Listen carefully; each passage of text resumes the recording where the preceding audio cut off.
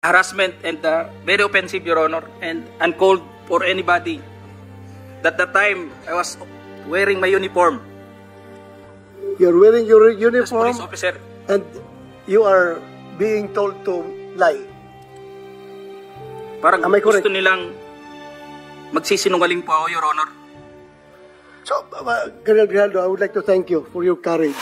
At kung wala kang personal knowledge tungkol sa akin, doon sa affidavit mo, bakit mo sinama yung pangalan ko at bakit nasingit yung pangalan ko? May pumilit ba sa'yo?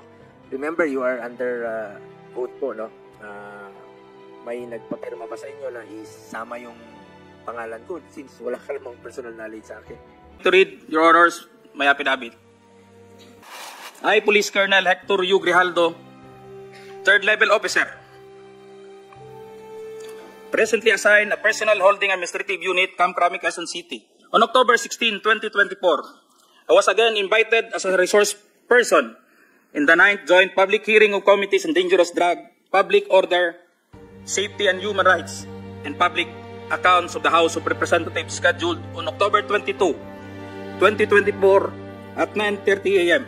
While I was seated in one of the witnesses during the hearing, the said person told me that I was summoned by Congressman Dan Fernandez. When I entered the room, I saw 2 lawyers of Police Colonel Garma standing inside the room. After a while, Kong Dan Fernandez entered the room and he asked me to sit beside him on his right side. And then, Kong Abante entered the room, sat far end of the chair on the right. Kong Dan Fernandez put the paper he was holding on the table and told me, "Ito ang sasabihin mong statement na ito," while pointing on the paragraph on the paper. Ito ang supplemental affidavit ni Colonel Garma. Sabihin mo, alam mo ang reward system. I-confirm mo lang. The lawyer of Police Colonel Garma said, ikaw lang ang pwedeng magsabi niyan, sabi ni Colonel Garma. I was puzzled and I asked myself, why me? I respectfully told him that I cannot confirm. They are saying, as I have not read the affidavit. We went silent for a while. And then Kong Dan Fernandez said, while holding the affidavit, saan ka pwede? After some time, Kong Abante asked me how many years those still I have with the PNP. I answered, I still have 4 years before my retirement. Then he made a remark, pwede ka pang maging general. I humbly responded to him, masaya na ako sa ranggo ko, sir. The cordial conversation between us continued. And I felt that they wanted me to convince me to do what they wanted me to do. I then respectfully told Kong Dan Fernandez that anybody can debunk my statement if I confirm the testimony of Colonel Garma about the DDS in 1999, since I was not a member of PNP at the time. And I have no personal knowledge as to the reward system. I felt that I disappointed them. Kong Dan Fernandez and Kong Abante left the room, while I and the 2 lawyers of Police Colonel Garma stayed in the room for a while. I presume that they are about to present the second affidavit of Police Colonel Garma. I asked the 2 lawyers of Police Colonel Garma why they have chosen me. They did not answer me and just stared at me. And that I went back to the hearing room. That's all, Mr. Chair. Thank you, Colonel Grijaldo. What motivated you to speak before this committee?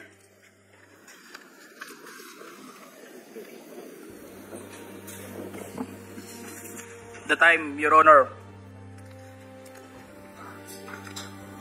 I was insulted. And it is very offensive.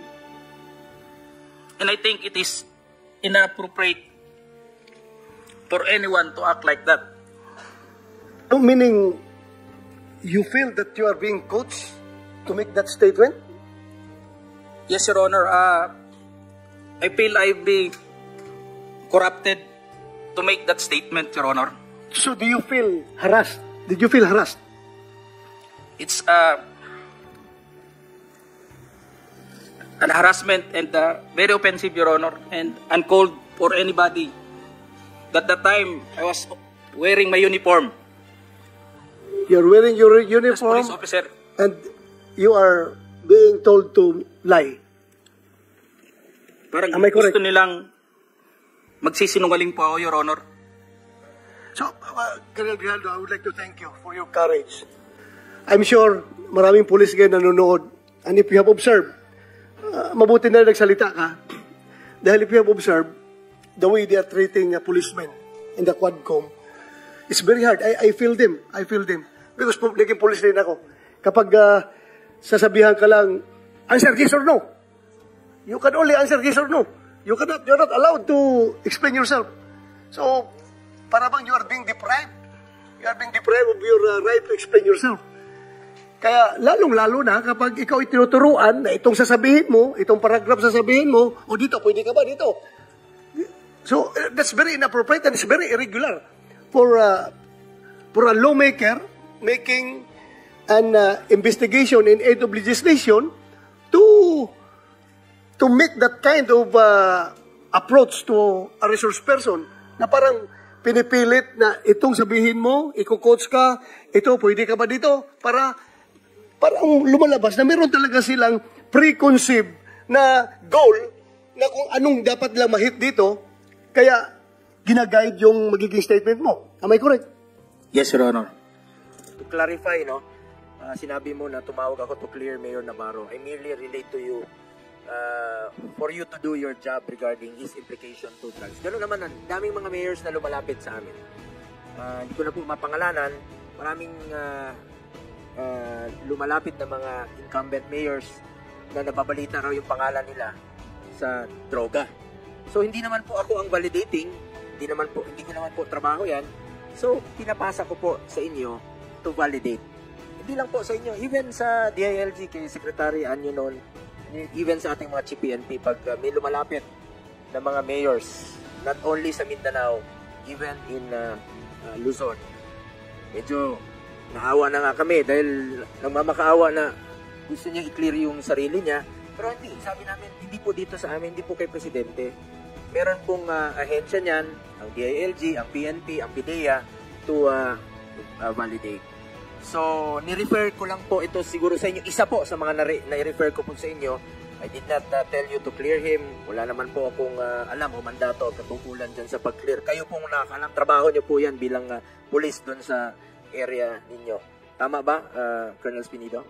Yes, Your Honor, Mr. Chair. That's why I understand for that reason, pinapaintindi ko siya nung pumunta siya sa akin na ganun, wala akong alam kasi dito lang ako sa Uzamis at saka hindi ko din papil yung magsali sa kung ano ang validation sa watch list.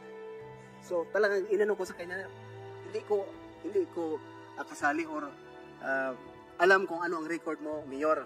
Pero ang sa kanya to clarify also na baka may intention ako or may alam ako sa pangalan niya. So that's the only the way ng pag-uusap namin, Your Honor, Mr. Chair.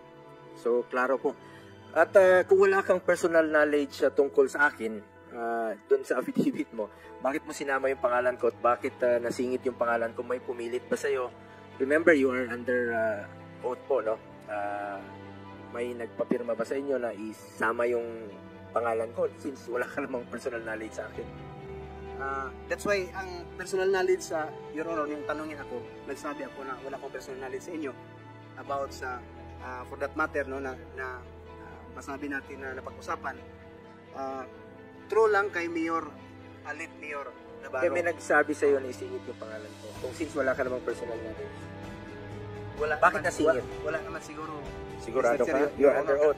Kasi sa affidavit, although marami-rami yun ang paragraph. Meron bang nagpahabol sa iyo na isingit yung pangalan ko? Yes or no lang naman? Wala naman, Your Honor. Sigurado ka? Yes, Yun talagang ginawa mo na affidavit, original affidavit. yun naman ang original sa akin na Your Honor, Mr. Chair, yung ginawa ko. Kasi nagpunta ko doon para pag-testify, nagawa na ako ng affidavit ko. Senator Bongo, just short lang, short. Kung, General Espirido, if alam mo palang hearsay, pulis ka, di ba? Pulis ka, wala kang personal knowledge. Alam mo naman yan eh. Kung wala kang personal knowledge, dapat hindi mo sasabihin. Anong motive mo? Bakit sinama mo doon sa pinabit mo ang pangalan ni Senator Bongo? Narinig mo lang naman kaya. Tapos wala kang personal knowledge. Anong purpose mo doon? Bakit mo sinabit yung pangalan niya? Kaya yan, sir. Yes, wait. Your Honor, Mr. Chair, what did the Quadcom Committee happen is to legislate aid of legislation. So that is not really the proper court that we file a case, and I must have probable cause to refer to the court that indeed person was also involved in that illegal or whatsoever. So yung sinabi ko lang dyan as aid of legislation to give them an information na yun ang nangyari talaga. No? In aid of legislation, tapos manira ka ng reputasyon ng tao na wala ka naman pala personal knowledge. Sabihin mo doon, anong in aid of legislation mo makukuha doon ng Congress? In aid of persecution ang ginagawa mo dahil sinira mo yung isang tao na wala ka naman pala personal knowledge. Ito, madagdag ko lang, with the permission of Senator Bongo, 2:34 ng oras doon sa Quadcom hearing, sinabi mo, a third hearing, Senator De La Rosa and Senator Bongo called him to clear David Navarro of Clarin, Misamis Occidental, who was then included in the drug list. Mayor Navarro was funding the reward system through STL. Dalawa kami tatawag sa'yo na i-clear namin yung si Navarro. Tumawag siya, tapos ako tumawag rin ako sa'yo na i-clear si Navarro. Please enlighten us. Bakit dalawa kagad kami nilamp mo na tumawag para i-clear si Navarro?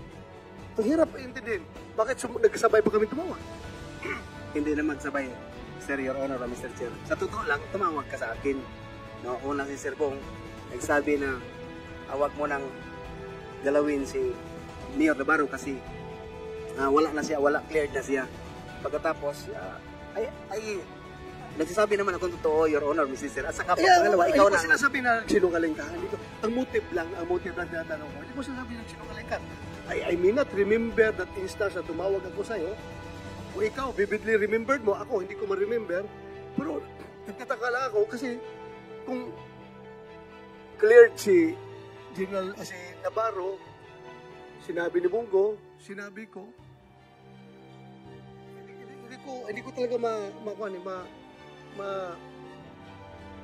but anyway, I